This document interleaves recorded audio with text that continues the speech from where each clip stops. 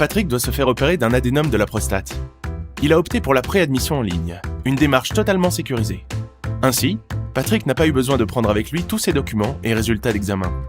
C'est plus pratique, plus rapide et plus confidentiel. Après les vérifications d'usage, Patrick est prêt à s'installer dans sa chambre. Quand le chirurgien arrive dans la chambre de Patrick, il dispose de toutes les informations utiles grâce au dossier patient informatisé de l'hôpital, accessible sur le réseau sécurisé de l'établissement. Tout est clair pour lui, et du coup, il a plus de temps pour répondre aux questions de Patrick. Une fois rentré chez lui, Patrick a son rendez-vous post-opératoire à distance, en téléconsultation, avec le chirurgien qui l'a opéré. Inutile de se déplacer, il lui suffit de se connecter à son espace sécurisé sur le portail patient de l'hôpital. Aujourd'hui, son chirurgien vient d'y déposer une ordonnance pour des examens de biologie, à réaliser dans un laboratoire à côté de chez lui. Patrick est satisfait de sa prise en charge.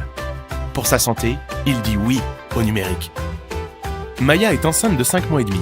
Elle est en vacances avec son compagnon. Soudain, Maya ne se sent pas bien. Son compagnon décide d'appeler le 15. Il explique la situation au médecin du SAMU. Celui-ci a besoin d'en savoir plus sur l'état de santé de Maya. Comme elle a autorisé l'accès en urgence à son dossier médical partagé, le médecin peut y accéder sur la route. Avec les informations du DMP de Maya, et après auscultation et examen complémentaire, le médecin diagnostique un diabète gestationnel. Maya est hospitalisée quelques jours. À l'issue du séjour, le médecin hospitalier dépose le compte-rendu d'hospitalisation dans le DMP de Maya. Il l'envoie également par messagerie sécurisée au gynécologue désigné par Maya qui la suit pendant sa grossesse. Quelques jours plus tard, revenue chez elle, Maya consulte son gynécologue.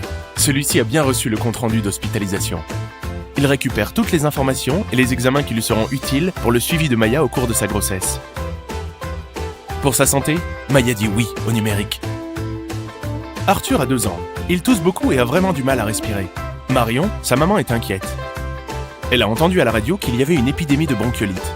Elle veut en savoir plus et se connecte à santé.fr, un site d'information de santé validé par l'État.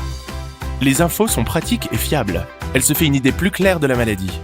Elle y apprend qu'elle peut demander une téléconsultation au pédiatre qui suit son fils et obtient un rendez-vous en urgence.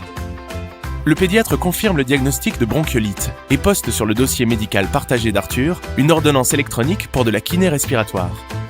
Marion ne perd pas de temps. À partir de la liste de kinés de son quartier, fournie par géolocalisation sur santé.fr, elle programme un rendez-vous pour des séances à domicile. Pour la santé de sa famille, Marion dit oui au numérique. Agnès a pris rendez-vous chez son médecin traitant. Il y a plusieurs cas de cancer du sein dans sa famille. Elle est inquiète et se demande quel est son risque d'être elle-même atteinte par la maladie. Le professionnel de santé se connecte avec ses codes d'accès à un site qui propose un algorithme de calcul du risque personnalisé de cancer du sein. L'algorithme a été créé à partir des données de femmes dont certaines ont les mêmes caractéristiques qu'Agnès. Pour Agnès, le risque est modéré. Son médecin lui propose une surveillance adaptée. Elle est rassurée et sent que son médecin met toutes les chances de son côté.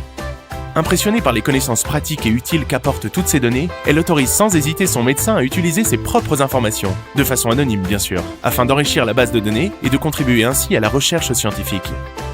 Pour sa santé et celle des autres, Agnès dit oui au numérique.